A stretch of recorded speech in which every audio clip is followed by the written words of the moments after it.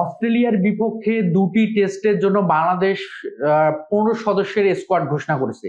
সেই স্কোয়াডে 9 জন মূল ব্যাটসম্যান এবং একজন স্পিন বোলার, 5 জন হচ্ছে আপনার পেস বোলার। তো এই 15 সদস্যের মধ্যে বাংলাদেশের চমকটা থাকছে কোথায়, কোথায় অসঙ্গতিটা থাকছে, কোন জায়গাটাতে বাংলাদেশের দুর্বলতা থাকছে, সবকিছু নিয়ে আলোচনা করব। বাংলাদেশের দুটি টেস্ট অনুষ্ঠিত হবে অস্ট্রেলিয়ার মাটিতে, ডারুন এবং ম্যাকাইতে। এই ধরনের কন্ডিশনটা অনেকটা ব্যাটিং ফ্রেন্ডলি হয়। বাংলাদেশ যখন 15 সদস্যের স্কোয়াড ঘোষণা করেছে, অবশ্যই বাংলাদেশের ব্যাটসম্যানের দিকটা অনেকটা বেশি, ব্যাটিং ডিপার্টমেন্টের দিকে অনেকটা বেশি হচ্ছে ফোকাস দিয়েছে।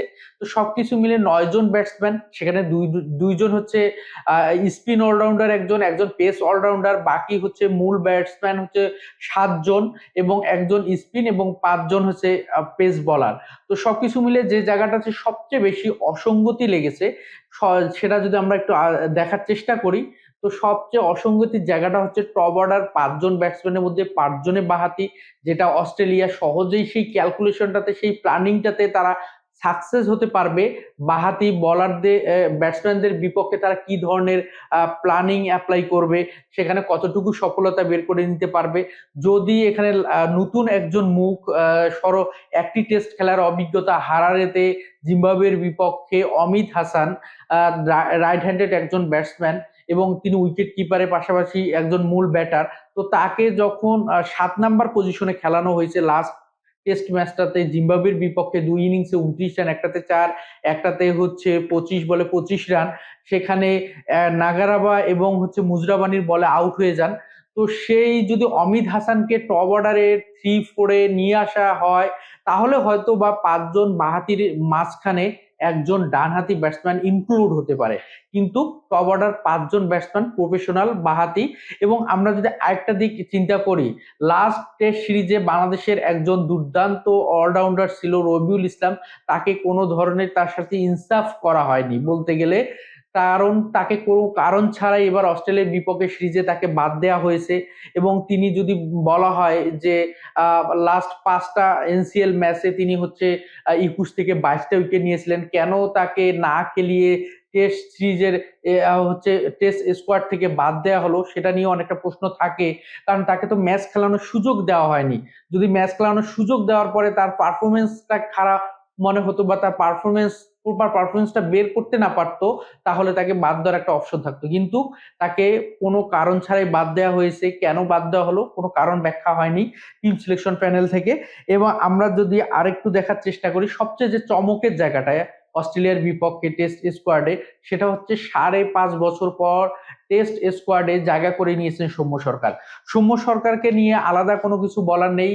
হোম অ্যাওয়ে সব সিরিজ, অ্যাওয়ে সিরিজে তার যে দুর্দান্ত পারফরমেন্স, আমরা যদি দেখি হোমে সৌম্য সরকার 16টা ম্যাচ খেলে 247 রান করেছেন, বলতে গেলে গড় 15.43 এবং স্ট্রাইক রেট 44-এর মতো, কোনো 50 বা কোনো সেঞ্চুরি নেই।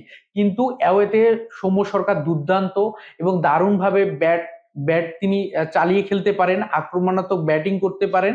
তো এই ধরনের কন্ডিশনে অস্ট্রেলিয়ার বিপক্ষে নাথান লায়ান, আপনার জশ হ্যাজেলউড এবং মিচেল স্টার্কদের মতো বলারদেরকে শর্ট খেলার জন্য সৌম্য সরকার দারুণ একটা অপশন হতে পারে। এবং সেক্ষেত্রে টিম সিলেকশন করেন দুর্দান্ত একটা মানে বুদ্ধিমত্তার পরিচয় দিয়েছে। সেক্ষেত্রে অ্যাওয়েতে যদি দেখি, সৌম্য সরকারের 14 ইনিংসে রান 548 এবং 41 হচ্ছে তার গড় এবং 66 হচ্ছে তার স্ট্রাইক রেট এবং 4টা 50, একটা সেঞ্চুরি। তো দারুণ একটা চমক সৌম্য সরকারের কামব্যাক করা 5.5 বছর পর। এবং সবকিছু মিলে কেমন হবে। এবং পেস অ্যাটাকিংটা নিয়ে কথা বলতেই হয়। জিম্বাবুয়ে সিরিজে বাংলাদেশের 3 জন খেলোয়াড় হচ্ছে ইনজুরিতে পড়েছে, হচ্ছে লিটন কুমার দাস, শরীফুল ইসলাম এবং হচ্ছে আপনার নাহিদ রানা। তো বাংলাদেশের তানজিম সাকিব থেকে মুস্তাফিজ, তারাও ইনজুরিতে। তো সবকিছু মিলে বাংলাদেশের পেস অ্যাটাকটা খুবই একটা দুর্বল পেস অ্যাটাক নিয়ে বাংলাদেশকে যেতে হচ্ছে।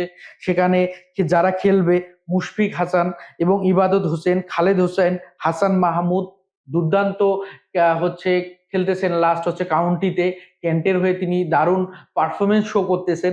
এবং তাসকিন আহমেদ একজন অভিজ্ঞ এক্সপিরিয়েন্স বলার।